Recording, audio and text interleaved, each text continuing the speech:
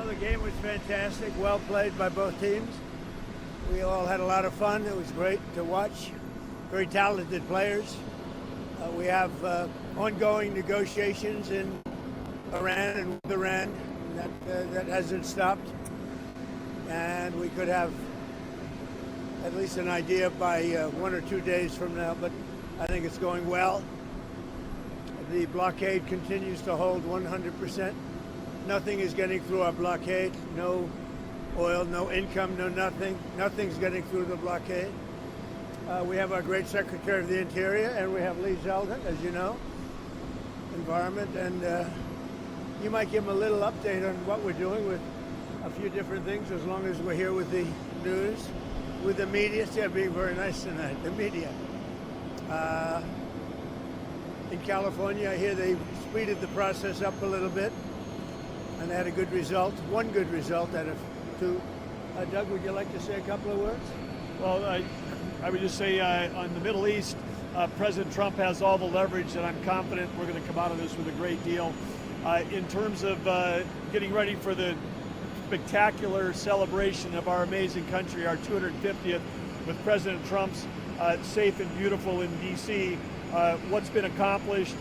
Want to give a shout out to everybody that works for the National Park, the U.S. Park Police, but you know, cleaning up dozens and dozens of monuments, dozens of fountains back working again. The reflecting pool, which you've all known, is near completion. It's going to be ready before the UFC event at the end of this week.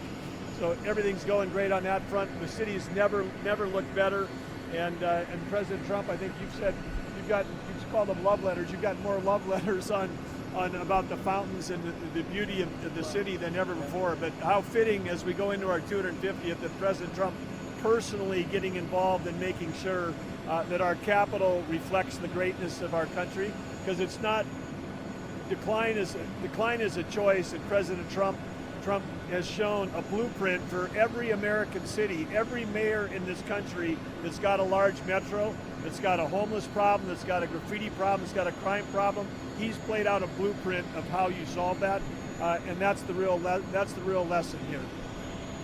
Well, and I have to tell you that the main thing is there's very little crime now in D.C. It was a crime haven a year and a half ago. Very little crime.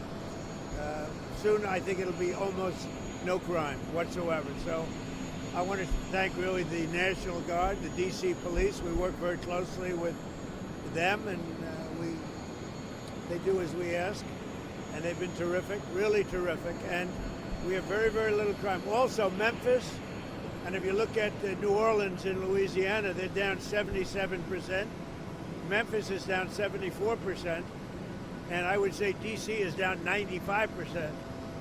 D.C. has become very safe and very beautiful. The grass is new, much of the grass. You know, grass has a life just like a human being has a life, and it hadn't been changed in 100 years.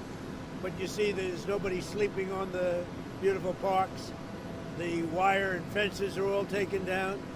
And D.C. is very safe, and it's also become very beautiful.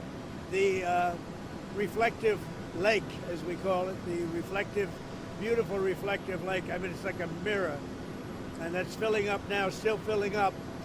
And the work, and we increased the scope quite a bit. We've taken care of now all of the sidewalk and everything around the lake, because we have to bring it into the same shape. And a lot of it's granite. We sandblasted. It looks beautiful. And we had 22 different fountains, all of which didn't work for 40 or 50 years.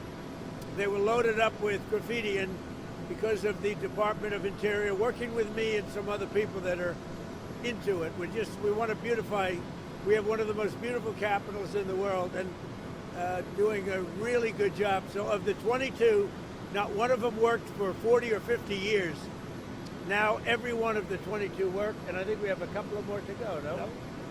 We're doing ribbon cuttings almost every other day, and fabulous to see all these coming back online. But what's most exciting is to see how much the people that live in Washington, D.C. and visit Washington, D.C.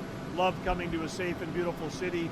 And I think it really reflects what we're celebrating here at our 250 is not just gratitude for the past and respect for all that's gone before us, but it's inspiration for the future. People come and see what America can be.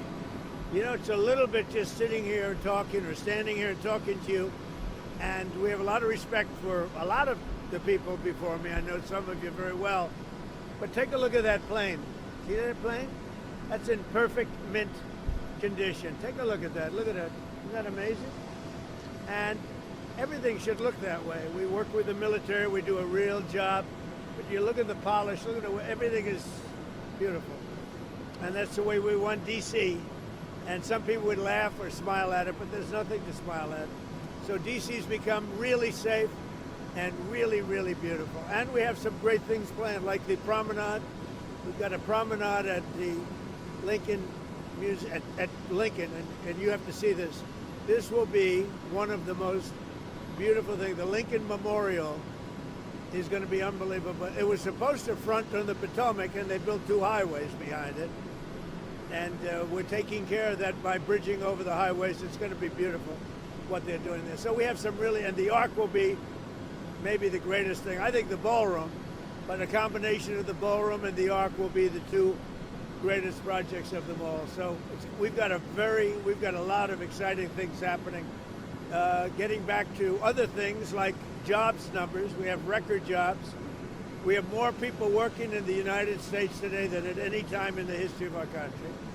And you see the numbers on the stock exchange. We had just today 73 records. We have 73 new highs. So out of my short 1.5 years, we've had 73 brand new highs on the various stock exchanges, and that's a record. Nobody's ever had anything like that, and that's during a military conflict. So, you know, pretty amazing. And even the oil and gas, it's lower during a military conflict than it was during the Biden administration. And they didn't have that because to them it was okay that Iran has a nuclear weapon. And I say it's not okay. So the B-2 bombers did a big job and a great job, and we have got that in very good control. They will not have a nuclear weapon. Okay, could I ask Lee? He's done an incredible job, as you know. The environment is good, and he's approving more plans than any human being, I think, has ever approved anywhere in the world. We have more factories going up, car plants, AI plants. We have about $18 trillion being invested in the United States, which is a record by far. There's never been anything like it. Many, many times more than the last administration. I won't get into the numbers. The numbers are astronomical. But in the history of the world, there has never been a country that's had $18 trillion invested in it, and that's in 11 months. The last administration had much less than $1 trillion over a period of 4 years. We have $18 trillion in 11 months. We haven't gotten the final numbers on the 12th month, which will be very good. Lee, do you want to say something? Sure. Well, you know, the Spurs, they have some good players. Wembayama, Castle did well tonight, but I'm still going with the Knicks. I think that they're going to pull it off. And Mr. President, it was awesome to be able to spend the night with you. The energy was amazing. Jim Dolan was a great host. But this Knicks team, I mean, OG Anunoby was fantastic. Jalen Brunson's Mr. Clutch. They have great heart. So I'm feeling good about how that Knicks series is going. How many games? I'm going Knicks in 5. I feel like it's a resilient, strong team. He knew every player. They're going to come out for Game 4, and they are going to deliver. The 5th game in San Antonio? Oh, I don't know. We're busy with a lot of important stuff right now at EPA. Like a war. There's a lot of important stuff going on, but I happen to be in New York. We were just in Binghamton earlier today, where we believe that we should build a new Constitution pipeline to deliver natural gas from Pennsylvania to New England. We believe that New York should reverse its ban on the extraction of natural gas. We're getting held up by the governor of New York. She made a deal with us to allow us to build it, and she's holding it up. And Connecticut is suffering, and all of New England is suffering, and upstate New York is really suffering. And this is a pipeline that goes very substantially underground that nobody's going to see.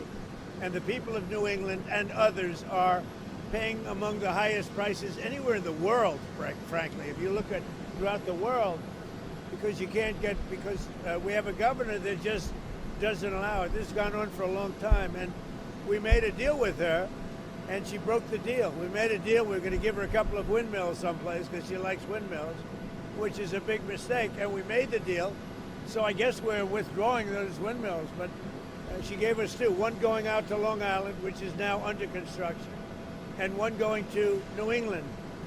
And the big one going to New England, the people in New England are paying a fortune for energy because of the fact that New York, for decades, has stopped the pipeline. So we made a deal with the governor, and she broke the deal. Speaking of New York, did you see Mayor Mamdani at the game? I did not, no. What did you think of the reception you got from the Knicks fans tonight? I thought great. I mean, I thought it was amazing, actually. You mean when they had the camera on me? I thought it was very good, yeah. It was certainly amazing. It was.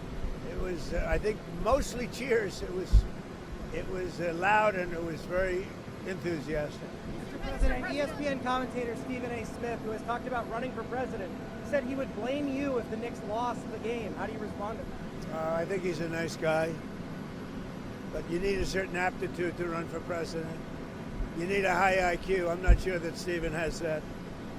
I don't think he does, actually. Mr. President, what did you say to Prime Minister Netanyahu when you spoke to him? We had a very good conversation, and he was hit, and he hit back, and I can't blame him for that, but he was hit, he hit back, and now they've called it quits, so they're going to just leave each other alone for another week or something. It's been going on for a long time. You could say about 3,000 years if you really want, but certainly it's been going on for 47 years. But no, he hit back. They were going back and forth, and now they both agreed through me to stop. And we're in the final throes of what will be a very, very good deal that will not allow in any way, shape, or form nuclear weapons, etc. And the Strait will open up right away. It'll open up immediately upon signing, which could be in 2 or 3 days. Did you ask her not to hit back? No, I said do what's right, but I want you to stop as quickly as you can, because they have to stop. It's had to do with Lebanon, and it has to stop. We want to get it finished. There's a report that an Army helicopter went down in the Strait. Can you give us an update on that? Are the soldiers okay? The pilots are fine, yeah. And was Nobody that injured. brought it down? We are going to issue a report tomorrow, but the pilots are fine, yeah. Sir, did you just say 2 or 3 days or 2 or 3 weeks that 2 or you'd 3 be signing? days. You'll be signing a peace agreement No, in 2 or 3 we have a days. good chance of doing it. We should be able to do it in 1 hour, if you want to know the truth. What's the biggest sticking point right now? I don't think there are any sticking points. I think we're very close to having a very, very good, strong, powerful deal. If we go and bomb, which we can do very easily if we want, and we spend another 2 or 3 weeks bombing, they'll have nothing left whatsoever, but you won't have the Strait open for months. If we do the bombing, a lot of people are going to be killed. Who wants to do that? I don't. And we'll have a signed document that's actually stronger than doing the bombing. What has proven to be a very powerful thing is the blockade. The blockades turned out to be much stronger than bombing. And it was really a combination. It was our initial thrust and then the blockade. But, their economy is really suffering, and they're going to make a deal. Did you and Jim Rowland talk about the Penn Station project at all? They are talking about it. We're trying to get the Penn Station project approved. And I know Lee's involved and Doug is involved. A lot of people are involved. It's a very big project. It's the rail station in New York. When we were sitting with Mr. Rowland tonight, did you and him talk about it at all? Or? We did. We talked about it. He's a friend of mine for a long time, and he's a great guy. He's done a fantastic job. What did you and Adam Silver talk about? Also at the game What did you tonight. and Commissioner Silver talk No, about? he came over to pay his respects. As president, he came over. We talked a little bit about the NBA and about the game, and the game's changed. I said it's gotten rougher, which is a good thing, not a bad thing. It's gotten rougher. When you look at the way they guard people now, I don't remember them doing that 10 years ago. And he knows a lot about basketball, but It's good. It's good for the game. Do you think the NBA has it's a turned tougher away from game. the left-wing stuff that they were getting criticized for? Well, it's a little left wing. Yeah, I think so. It tends to be a little bit left wing, but it's great entertainment. Great. Is there an oil or gasoline price, sir, in this conflict that would prompt you to release more from the Strategic Petroleum Reserve? Well, we are, and we are releasing more from a lot of oil's coming out of the Hormuz Strait. A lot of it is coming out. And if you notice, the price is not very high, relatively speaking. I mean, it's lower than during the Biden administration. And he wasn't stopping a country from having a nuclear weapon. He didn't even know what we were talking about. Because they had a very failed, the JCPOA was an absolutely failed agreement. There was a road to a nuclear weapon. See, we're the exact opposite. We are a road to absolutely no nuclear weapon. They were a road to a nuclear weapon. So we have that, we're very far advanced. A federal judge today struck down the $100,000 fee for the H-1B visas, saying you need congressional approval. Are you going to push for Congress to do this? These federal judges are really giving us a hard time. It's really crazy what's going on with the court system. They are giving us a very, very hard time, and they shouldn't be doing it. They're hurting our country very badly. Thank you very much, everybody. Thank you. What did you